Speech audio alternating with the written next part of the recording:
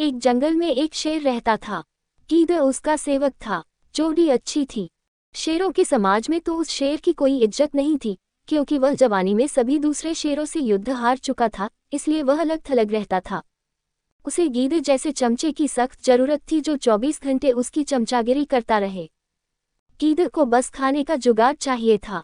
पेट भर जाने पर गीदड़ उस शेर की वीरता के ऐसे गुण गाता कि शेर का सीना फूलकर दुगना चौड़ा हो जाता। एक दिन शेर ने एक बिगैल जंगली सांड का शिकार करने का साहस कर डाला। सांड बहुत शक्तिशाली था। उसने लात मारकर शेर को दूर फेंक दिया। जब वह उठने को हुआ तो सांड ने फां करते हुए शेर को सींगों से एक पेड़ के साथ रख दिया। किसी तरह शेर जान बचाकर भागा। शेर सींगों की मार से काफी जख्मी हो गया था। कई दिन बीते, परंतु शेर के जख्म ठीक होने का नाम नहीं ले रहे थे।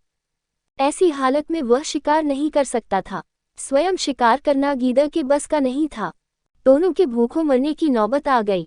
शेर को यह भी भय था कि खाने का जुगाड़ समाप्त होने के कारण गीदड़ उसका साथ न छोड़ जाए।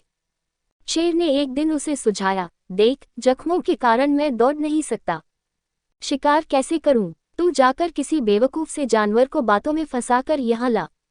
मैं उस झाड़ी में छिपा रहूंगा। गीदड़ को भी शेर की बात जंच गई। वह किसी मूर्ख जानवर की तलाश में घूमता घूमता एक कस्बे के बाहर नदी घाट पर पहुंचा। वहां उसे एक मरियल सा गधा घास पर मुंह मारता नजर आया। वह शक्ल से ही बेवकूफ लग रहा था। गीदड़ गधे के निकट जाकर बोला, पाए लागू चाचा, बहुत कमजोर हो रहे हो, क्या बात है? गधे ने अपना दुखा रोया, क्या बताऊं भाई, जिस धोबी का मैं गधा हूं, वह बहुत क्रूर है। दिन भर धुलाई करवाता है और चारा कुछ देता नहीं। गीदड़ ने उसे न्योता दिया, चाचा मेरे साथ जंगल चलो न, वहां बहुत हरी हरी घास है। खूब चरना, तुम्हारी सेहत बन जाएगी। गधे ने कान फफड़ाए, राम राम, मैं जंगल में कैसे रहूंगा? जंगली जानवर मुझे खा जाएंगे। चाचा, तुम्हें शायद पता नहीं कि जंगल में एक बगुला भगत जी का सत्संग हुआ था। उसके बाद सारे जानवर शाकाहारी बन गए हैं। अब कोई किसी को नहीं खाता।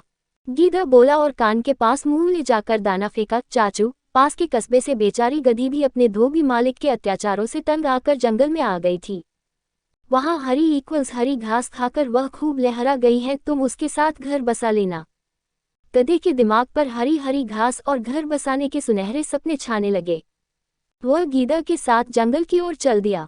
जंगल में गीदड़ गधे को उसी झाड़ी के पास ले गया जिसमें शेर छिपा बैठा था। इससे पहले कि शेर पंजा मारता, गधे को झाड़ी में शेर की नीली बत्तियों की तरह चमकती आंखें नजर आ गई। वह डरकर उछला, गधा भागा और भागता ही गया। शेर बुझे स्वर में गीदड़ से बोला, भाई, इस बार मैं तैयार नहीं था। तुम उसे दोबारा लाओ, इस बार गलती नहीं होगी। गीदड़ दोबारा उस गधे की तलाश में कस्बे में पहुंचा। उसे देखते ही बोला, चाचा, तुमने तो मेरी नाक कटवा दी। तुम अपनी दुल्हन से डरकर भाग गए। उस झाड़ी में मुझे 2 चमकती आंखें दिखाई दी थी, जैसे शेर की होती हैं। मैं भागता न तो क्या करता? गधे ने शिकायत की। गीदड़ झूठ मूठ माथा पीट कर बोला, चाचा ओ चाचा, तुम भी निरे मूर्ख हो। उस झाड़ी में तुम्हारी दुल्हन थी। जाने कितने जन्मों से वह तुम्हारी राह देख रही थी। तुम्हें देखकर उसकी आंखें चमक उठी तो तुमने उसे शेर समझ लिया। गधा बहुत लज्जित हुआ। गीदड़ की चाल भरी बातें ही ऐसी थी। गधा फिर उसके साथ चल पड़ा। जंगल में झाड़ी के पास पहुंचते ही शेर ने नुकीले पंजों से उसे मार गिराया।